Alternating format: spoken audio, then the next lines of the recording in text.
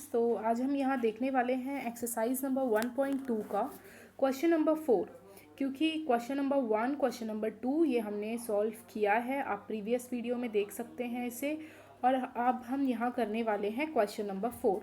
तो question number 4 जो है, सबसे पहले मैं रीड करती हूँ क्वेश्चन, आप सबको रीड करना है क्वेश्चन नंबर 4 क्या है यहाँ पर। तो क्वेश्चन नंबर 4 आप जब रीड करेंगे तो write with the reason which of the following sets are finite और इनफाइनाइट। देखिए, फाइनाइट जो है, फाइनाइट का मतलब क्या होता है बेटा? फाइनाइट का मतलब होता है काउंटेबल। फाइनाइट का मतलब होता है काउंटेबल। काउंटेबल जिसको आप काउंट कर सकते हैं तो उसे हम क्या कहते हैं? फाइनाइट कहते हैं। ओके। और इनफाइनाइट का मतलब होता है, इनफाइनाइट का मतलब होता है अनकाउंटेबल। अनकाउंटेबल मतलब जिसे आप काउंट नहीं कर सकते हो।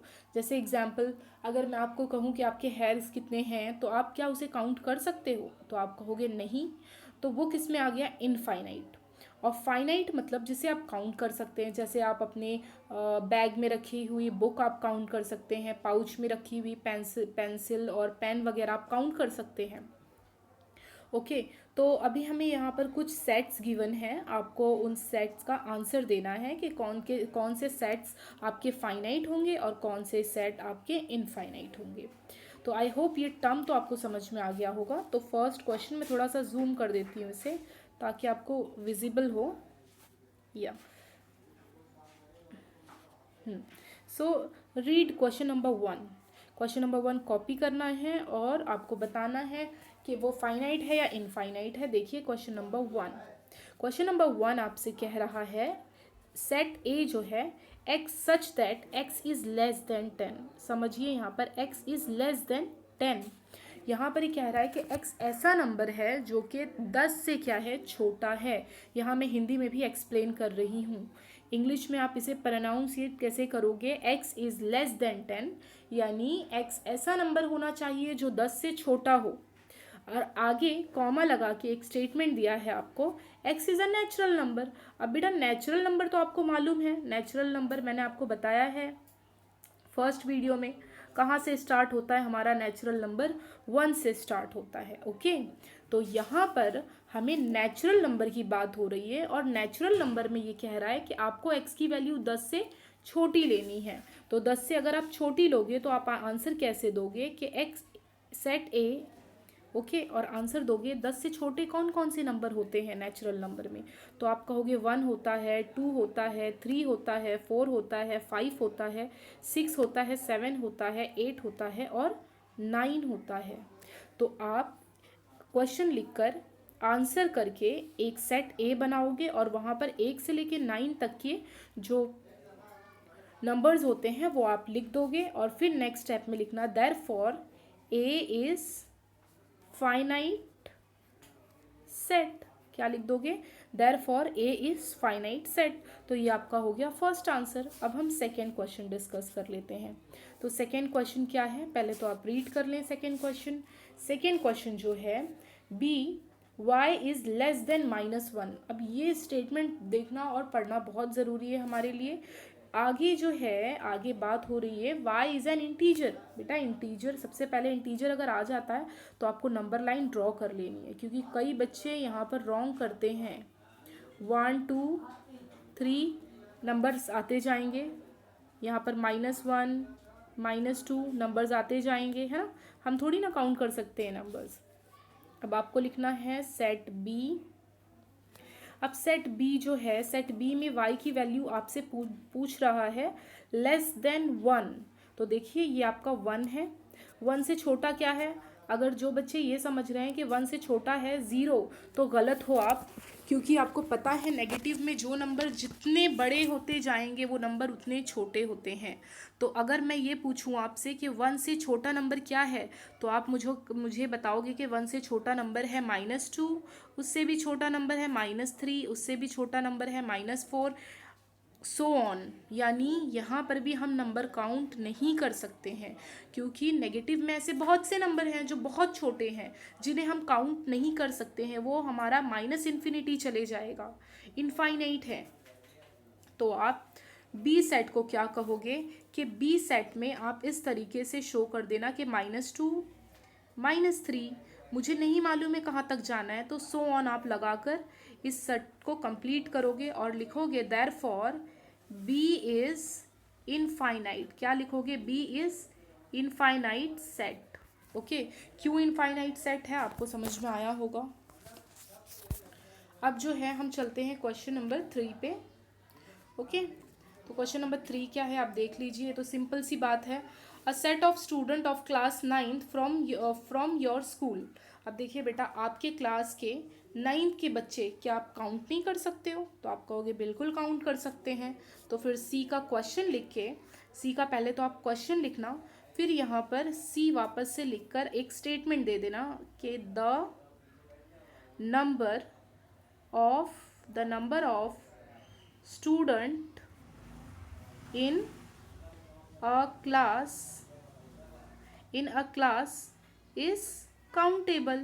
मतलब आप ये बता रहे हो कि मैं क्लास के बच्चों को क्या कर सकता हूँ? काउंट कर सकता हूँ। 9th के क्लास के बच्चों को हम काउंट कर सकते हैं, और ये स्टेटमेंट देना है। ये स्टेटमेंट देने के बाद आपको बोलना है देयरफॉर सी इज, क्या बताओगे? C is a finite set. Finite set यानी हम उसे काउंट कर सकते हैं। तो सी आपका क्या हो जाएगा? फाइनाइट सेट हो जाएगा। इस तरीके से आपको लिखना है। ओके, चलिए अब थर्ड के बाद हम आ जाते हैं फोर्थ पे। तो फोर्थ क्वेश्चन आप देख लीजिए। फोर्थ क्या है? Set of people from your village. Okay, अब आप देखिए, आपके गांव के लोग जो हैं, गांव के जो पीपल है, उन्हें आपको काउंट करना है।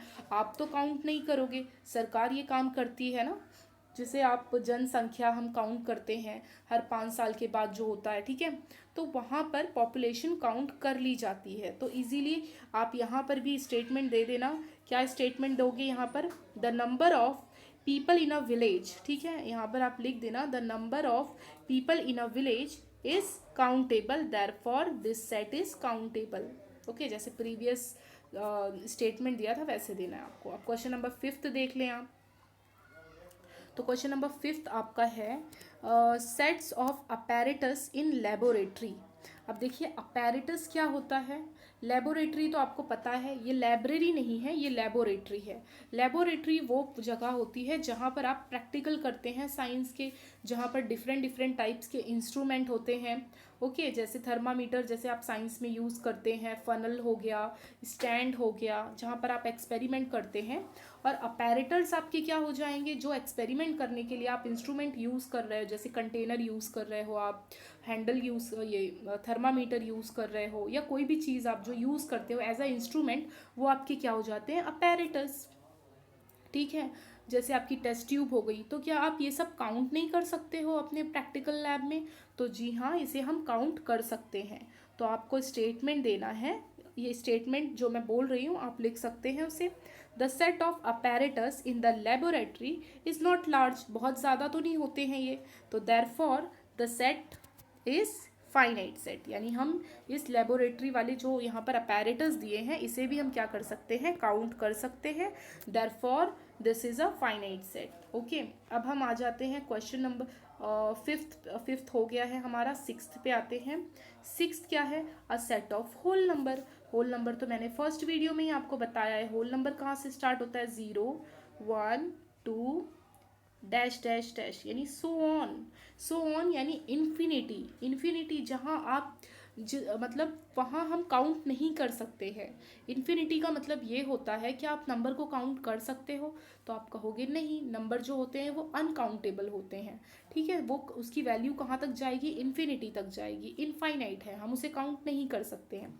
तो यहाँ पर आप क्वेश्चन नंबर 6 जो है वहाँ पर आप स्टेटमेंट दे देना। वहाँ पर आप स्टेटमेंट की तरीके से ऐसे लिख देना, the set of whole number is infinite set. Okay, because the counting do not terminate at any stage. हम काउंट नहीं कर सकते हैं होल नंबर्स को, so the set is infinite set. अब आते हैं 7th पे। तो 7th क्या है? 7th क्वेश्चन देख लीजिए आप। Set of rational number.